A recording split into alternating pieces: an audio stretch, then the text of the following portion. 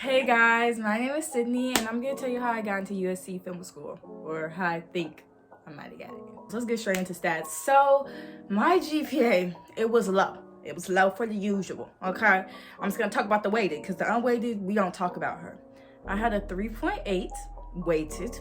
Yes, weighted. And I remember like around last year, around this time, I was looking at all the unweighted 3.9s, 3.8, and I was like, that's my weighted. So for y'all with the 3 point somethings that's weighted, you still got a chance, okay? You're still good, you're still in the clear. For SAT and ACT, I did not submit my SAT or ACT because I felt like it was not going to be beneficial to my application because the scores were low compared to what the usual USC student SAT and ACT score was. So I was like, that's not going to benefit my application at all. Why should I even put it in there? I also want to let y'all know that I was a part of the IB program. So I was pretty much in this challenging kind of program thing. And I feel like that helped me a lot because I feel like if I was like a regular student with my GPA, I don't know like how, that would have played out. Hey everyone, I'm pausing the video right here because I wanted to mention that I did email my admissions officer, which is pretty much the person that decides if you get into the school or not for your local area. I asked him about some things that stuck out to him or, why I pretty much got in. And he gave me something vague, but he said he did look for students that are taking the most rigorous academic classes that their school offers. And at the time, IB is the most rigorous classes that my school offered. But yeah, let's get into extracurriculars. So the way that I made up for my low GPA was in my extracurriculars. So I was a part of student government for 3 years. I started my first year as a sophomore representative, and for my junior and senior year I was vice president of my class. I founded a club called Natural Hair Club, and it was pretty much a safe place for people with curly hair to learn about their hair. I was in IB mentorship, which I was an IB mentor for underclassmen that were coming into the IB program and needed help. I was a part of film club sophomore year. I was a part of fashion club sophomore year. I was in improv for 2 years, and I varsity in drama as a freshman, and by my sophomore year I was an improv captain. I was in a club called Alon, which is a women's leadership club, which was really fun. I love that club. I was in Black Students Association. I was in Feminist Club, and I was also in this program called it was called NoCo Film Fellowship. And pretty much it was a 1-year film program outside of school that I found myself that I wanted to do to help me learn more about film. So yeah, that's all my extracurriculars, and I really didn't list all my extracurriculars because I was a part of National Honor Society, and technically I was part of Beta Club because they gave me my certificate my senior year, but I didn't put those clubs down because I remember my admissions advisor for USC okay guys, let me do a very quick disclaimer. Every time I say academic advisor, I'm saying admission advisor, admission counselor. During the meeting when he came to our school, he was talking about how the clubs that you put down should represent you. So even though, National Honor Society looks better, can you actually write anything about National Honor Society that was impactful to you? And if you can't write anything about the club and the way that actually impacted you, then, And so for my Common App specifically, let's get to that. I put down how I participated in the club. So I put down, these are the leadership roles that I did, or this is what I gained from the club that made this club worth putting down. Like, I put down my role in the club. I didn't just put down what the club was, because it's really about what did you do in that club and why are you putting it down in the Common App. So yeah, that's why I put down. Those are my extracurriculars. For the basic personal essay, Common App essay, the question that I chose was, reflect on something that someone has done for you that has made you happy or thankful in a surprising way. How has this gratitude affected or motivated you? So I actually didn't pick the question first. I wrote the essay first. I wrote about something that was like important to me, and pretty much it was just about my parents. I remember for the Common App application, I downloaded my Common App application, but it doesn't show the little questionnaire that USC had for like everybody. And there's like, what's your favorite song? Where would you go? Where was your favorite vacation? All this other stuff. And I remember my academic advisor, academic representative for USC, he was explaining how, again, when writing those things, it's not about like how good you look, it's about making you a whole person. These people are reading like hundreds of applications, thousands of applications. By the end of their application, they should feel like they should feel like they know you. And you should feel like your application represents who you are and who you want to be and what you want to achieve. And if your application you don't feel like represents that completely, your application is not complete. Okay, let's get out of the basic Common App stuff. Let's get into the film school application, because there's the Common App application and then there's the film school application, and that's a whole nother thing. So for the film school application, it's a whole different application, a whole different website where you gotta apply to like 4 different other things, okay? We got your cinematic arts personal statement, we have your writing sample, we have your creative portfolio list, and we have your collaboration question.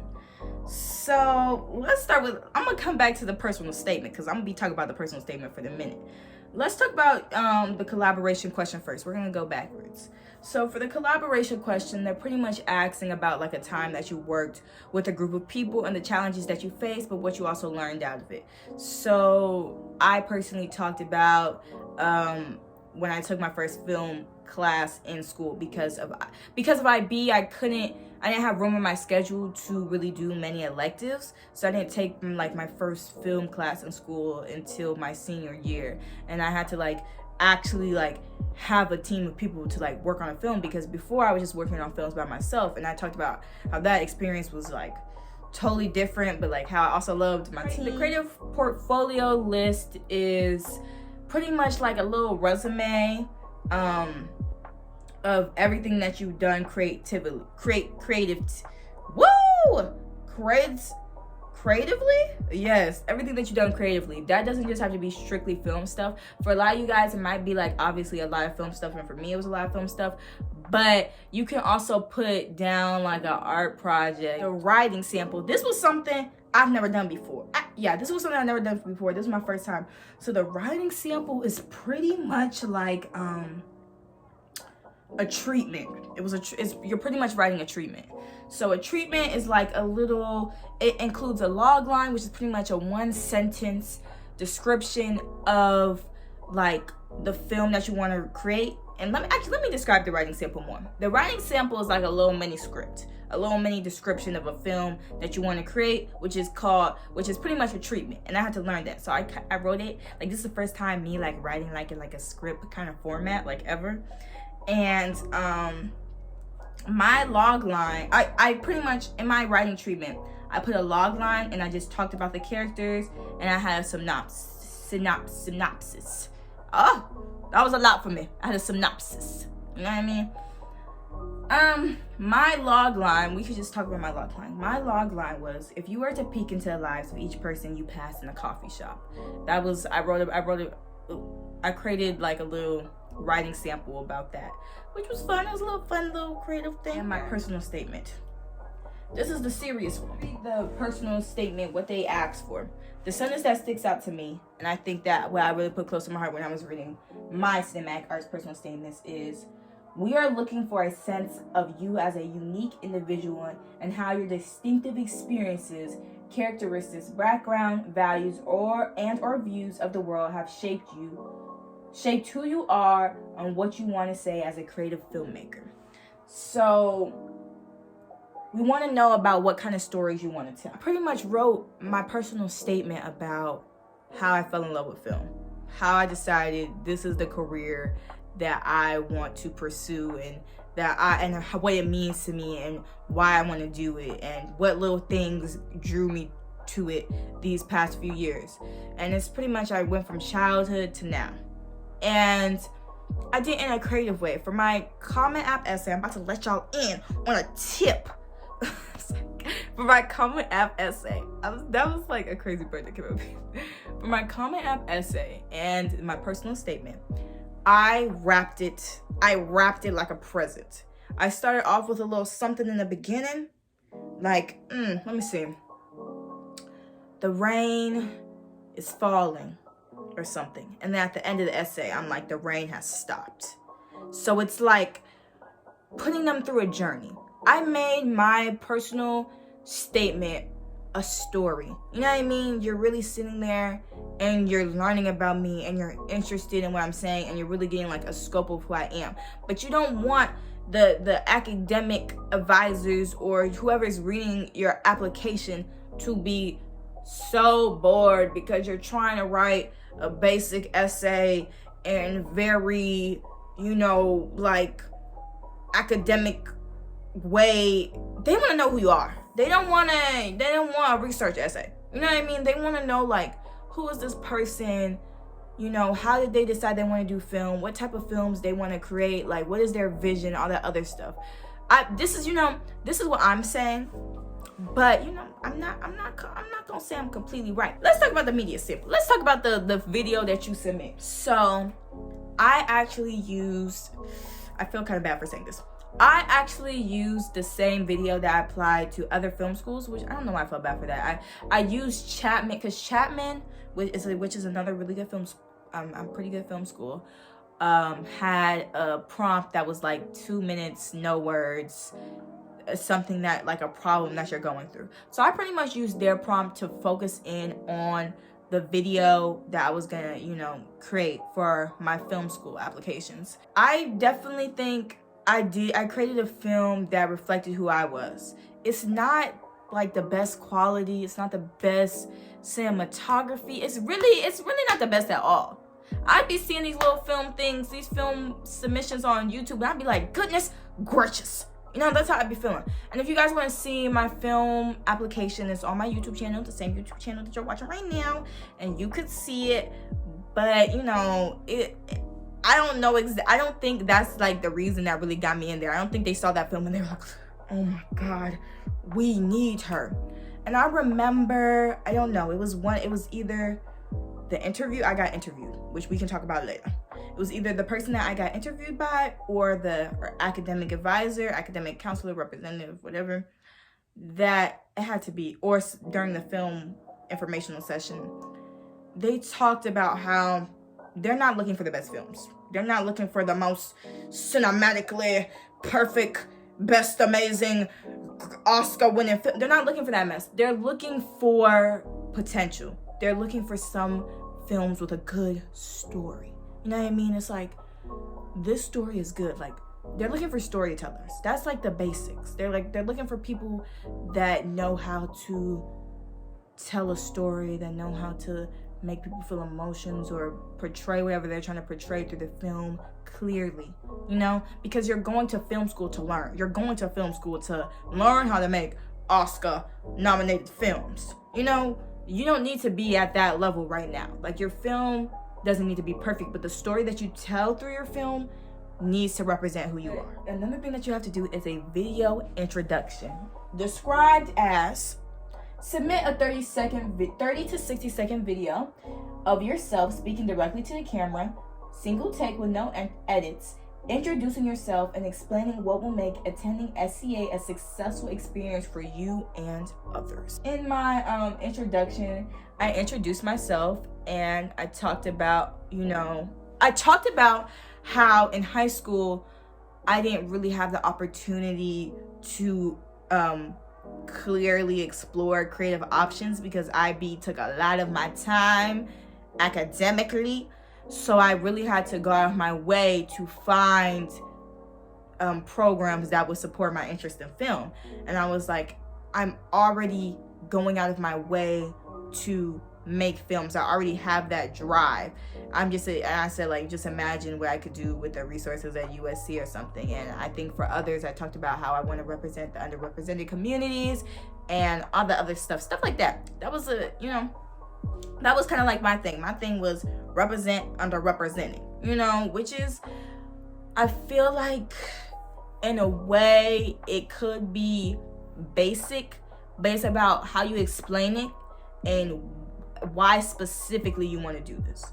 You know what I mean? Why specifically do you want to represent underrepresented communities? What happened to cause you to want to, put more diversity on the screen and stuff like that? Tips and tricks. One tip that I did was research, obviously. That's so basic. I'm not going to, no. One thing that I did was go to all of the little local USC academic counselors here, your academic advisors here, meet your academic counselor. So make sure that you're in tune with your school and check in to see if a academic counselor is coming to your school to talk to you about USC.